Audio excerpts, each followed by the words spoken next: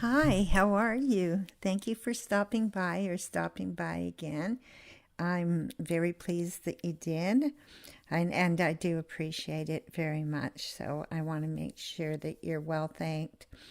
Anyway, so this is number nine of Raven One, and I call it Raven One because there's actually two ravens. So, yeah.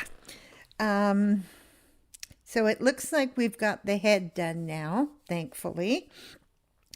And yeah, I've been watching some strange things on YouTube. There's so much on YouTube, and maybe it's only on my feed, maybe it's not on your feed, but sometimes I'll watch strange things. So, of course, if you watch some strange things, and they keep giving you more strange things, and by strange things, I mean UFOs and monsters like Bigfoot and all the other monsters, the lake monsters, Loch Ness, Champlain, all those monsters. It doesn't bother me at all. I wouldn't watch it if I took any of this seriously. I've never seen anything in the sky that I really couldn't identify. No, really not. And maybe cloud formations or something like that. But I'm not a meteorologist, so it doesn't bother me. But I've never seen anything flying around I couldn't identify.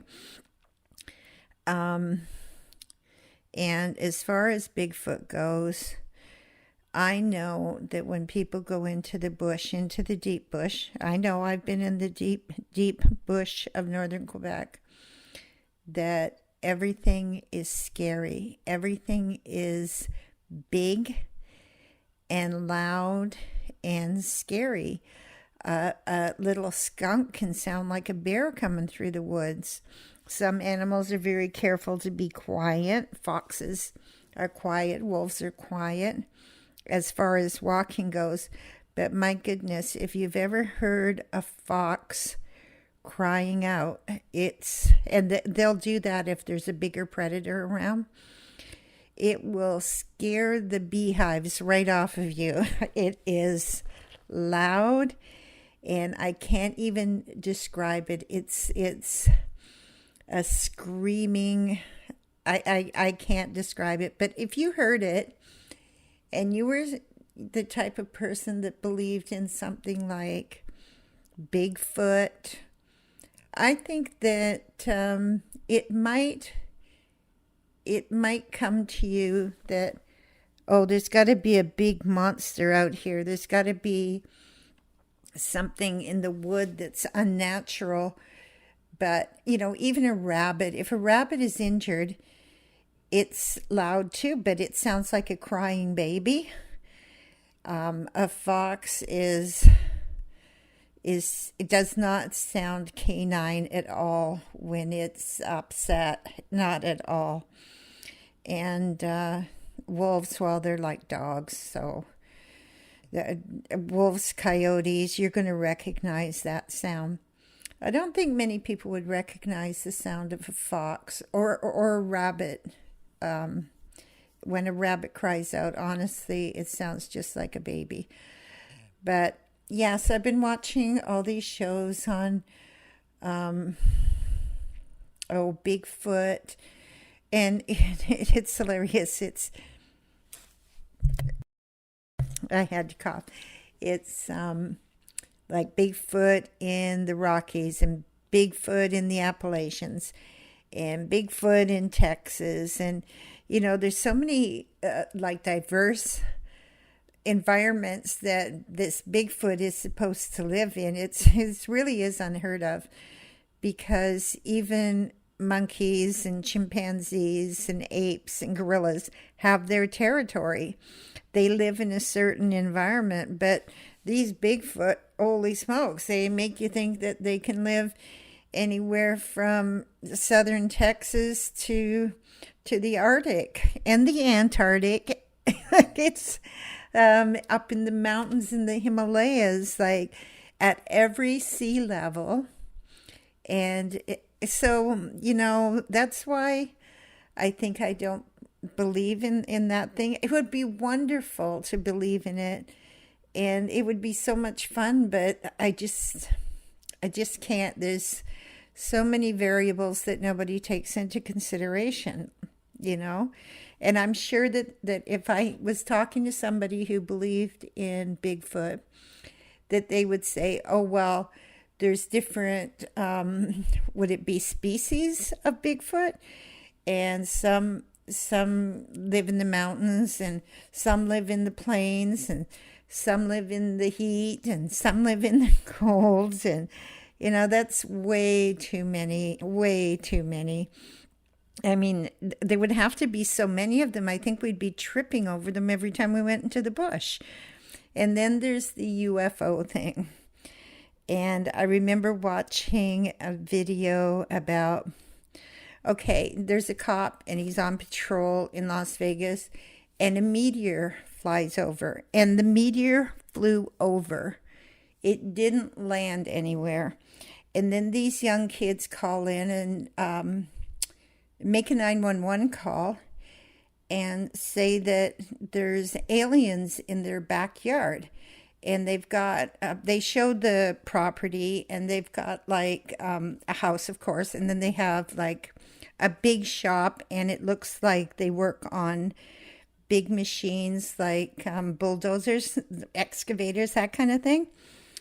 So they say that there's aliens have landed in their backyard. But what I saw from the police body camera was a meteor. It was a green meteor, and it just flew right on by the way meteors do. It did not land. But so the police go out, and they're kind of shook up because they saw the meteor. And the policeman even says to the family that, you know what? I would be laughing at this if I hadn't seen that meteor. So I don't know. Anyway, it was a good story, but I think it probably was a story. Now there is film from the backyard, like the family is standing behind I guess a fence gate. So the backyard is fenced off. And they're standing in the gateway, and I don't know how many people are there. I'm going to say 4. It might have been more. It might have been 3. And they had armed themselves, and they were filming. And you could see something in one of these big machines that they had in their backyard. And well, not really backyard, more like, like a shop area, a big shop area. So they're filming that, and you can sort of see something moving inside of this big machine.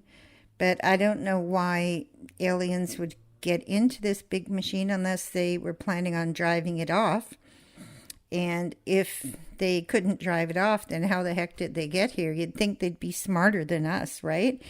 And I'm pretty sure you could throw any 15-year-old in one of those machines and they'd figure out how to start it and drive it. So, yeah, but it was still an interesting story. And then somebody else on another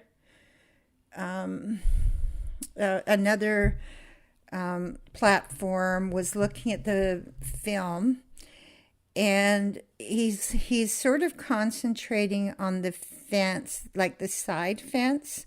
So they have the gate in front of them, and then there's a fence that runs along the side, and he's seeing something that looks like fingers and eyes through the fence where the boards don't touch. So that was pretty entertaining, but it was just entertaining. I don't know that. I don't know. We're such a tiny, tiny little planet. And I'll never forget that picture from, I think it was one of the Voyagers, where they look back.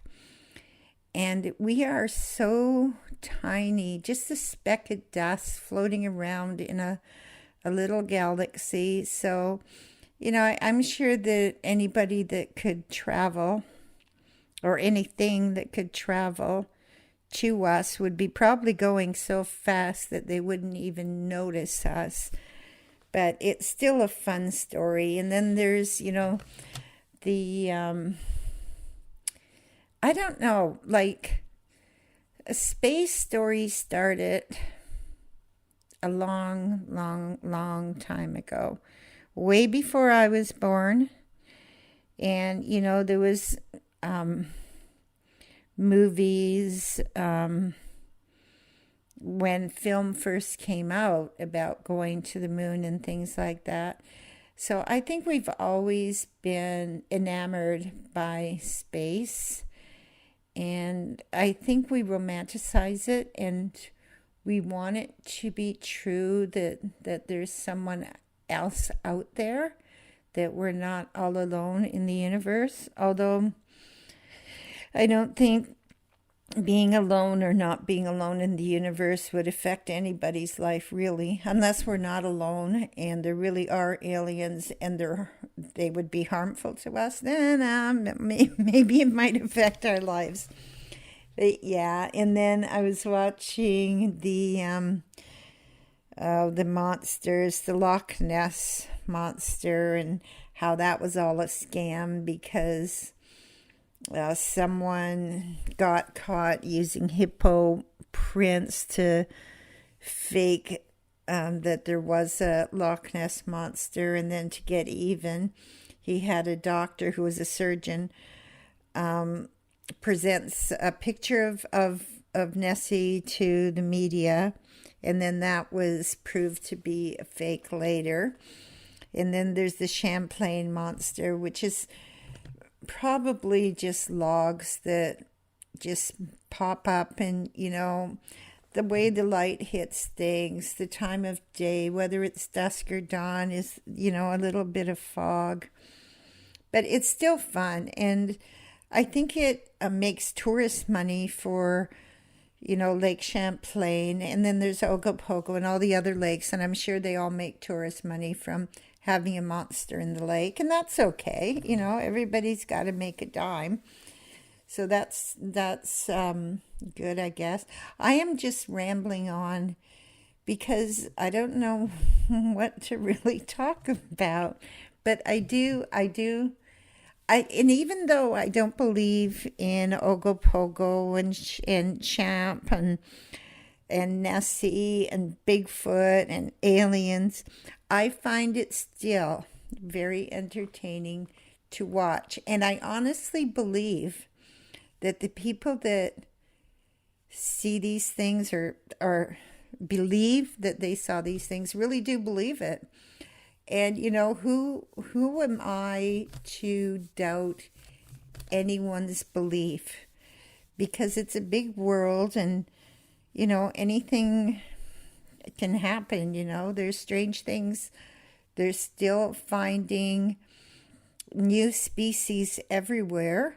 And look at the coelacanth, that fish that was supposed to be extinct for millions of years, but it's still fine and healthy and living in, I think, an Indonesian ocean. I'm not positive, but not around here, obviously. So, yeah, anything can happen, I guess. I think that Bigfoot can't happen. I think it's too large. It's just too big to be hiding for all these long decades. Like, I don't know when the first sighting of Bigfoot was. Somebody should do a documentary, like, not about Bigfoot, but about the way that people think they saw Bigfoot, or when it all started. Like they do with other monsters, I guess, like the Mothman, who apparently, if you see him, it causes disaster because he was seen on a bridge, and the bridge later fell and caused human and structural damage. So, like, I would love to know when these things started. Did they start after people saw a movie about it, or was the movie made after people say they started seeing it? It would be interesting to know. Anyway, I think that I'm so sorry. I didn't mean to cough. I meant to mute. Anyway, I think that, yeah, I'm just getting ready for Halloween. I'm watching all these spooky things. Yeah, the things that I don't like to watch, the spooky things I don't like to watch, like Bigfoot and monsters and UFOs, that's okay. The things that really do scare me, even though I know they're not real, are witches and, well, not so much ghosts, because I absolutely know they're not real, but witches and not the good witch things, but the bad witch things. That scares the heck out of me. But that's life, I guess. I think, we all have to be scared by something. So why not bad witches? But the old stories of witches are just scary. Anyway, I'm going to head out. By the time I get this finished, it's going to be midnight, and I'm going to be sitting here scared. Anyway, you all have a great day. And I will try to get my next video up soon. And I'll talk to you later. Thank you so much for stopping in. I really do appreciate it. Bye-bye now.